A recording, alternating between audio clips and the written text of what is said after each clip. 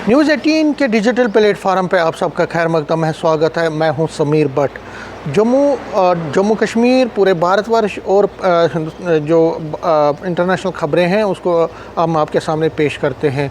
देखिए, अगर हम जम्मू कश्मीर की बात करें, पहले लोकली अगर हम देखें तो जम्मू कश्मीर में इस वक्त जो सबसे बड़ा मुद्दा बन गया है वो शराबबंदी का मुद्दा बन गया। और कल जिस तरह से बीजेपी के वर्करों ने श्रीनगर में ज़बरदस्त प्रोटेस्ट किया और वहाँ पे एक तरह से पुलिस के साथ झड़प भी हो गई। सीएम रेजिडेंस के सामने उन्होंने ज़बरदस्त प्रोटेस्ट किया। उसके बाद नेशनल कॉन्फ्रेंस भी बड़ी ही अग्रेसिव मूड में आ गई और नेशनल कॉन्फ्रेंस ने भी अब ज़बरदस्त हमले तेज़ कर दिए हैं वापस। नेशनल कॉन्फ्रेंस ने बीजेपी पर, और बीजेपी से सवाल पूछ रही है कि जब बीजेपी की दौर था 10 सालों, तो कितने शराब की दुकानें यहाँ पे खोली गई, बहुत सारी शराब की दुकानें खुली गई हैं, तो उसका क्यों नहीं बीजेपी जवाब दे रही है। तो बीजेपी और नेशनल कॉन्फ्रेंस के बीच में जो शराबबंदी के इशू पे अब ज़बरदस्त सियासत बढ़ गई है और दोनों तरफ से हमले और जवाबी हमले तेज़ हो गए हैं। सीएम उमर अब्दुल्ला क्योंकि जम्मू कश्मीर में इस वक्त नहीं है, तो जब वो आएंगे तो उसके बाद वो उनसे हम बात करने की कोशिश करेंगे। तो एक बड़ा मुद्दा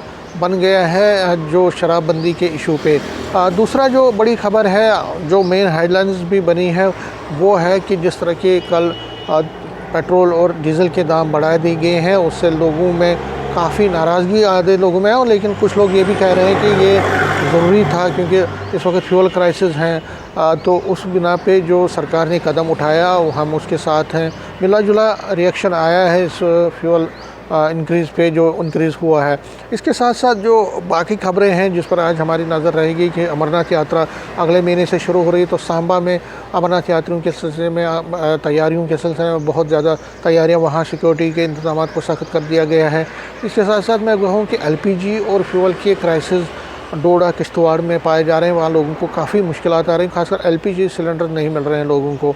और ज़ाहिर तौर पर जो वार हुआ है मिडल ईस्ट में, जो ईरान और इसराइल के बीच वार है, उसका असर अब धीरे धीरे देखने को मिल रहा है। और जो ये सारी चीज़ें हो रही हैं वो उसी की कड़ी है कि इस वक्त जो मिडल ईस्ट में जो प्रॉब्लम्स बढ़ी हुई हैं उसका असर अब धीरे धीरे शुरू हो रहा है। इसके साथ साथ मैं आपको बता दूं, राजनीतिक फ्रंट पे जो इलेक्शन है, क्योंकि एसआईआर जिस तरह से लागू किया गया है और एसआईआर जम्मू कश्मीर में नहीं होगा, स्पेशल इंटेंसिव रिवीजन जो वोटर लिस्ट का है, उससे साफ मतलब है कि यहाँ पे अब इलेक्शन नहीं होंगे, पंचायत इलेक्शन नहीं होंगे।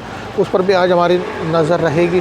इसके साथ साथ बहुत सारी खबरें हैं जो कि जम्मू कश्मीर के रिलेटेड हैं, भारतवर्ष के रिलेटेड हैं, जिस पर आज हमारी नज़र रहेगी। और जो कोशिश हमारी होगी, चाहे बिजली, पानी, सड़क और बाकी हवाले से जो डिस्ट्रिक्ट्स में है वहाँ पे क्या क्या हालात हैं, किस तरह से लोगों को मुश्किलात का सामना करना पड़ रहा है, वो भी हम आपके सामने पेश करेंगे और कोशिश करेंगे आपको जल्द से जल्द इन सभी हेडलाइंस या सभी न्यूज़ से अवगत करवाने की। नेटवर्क 18 के लिए मैं समीर भट्ट।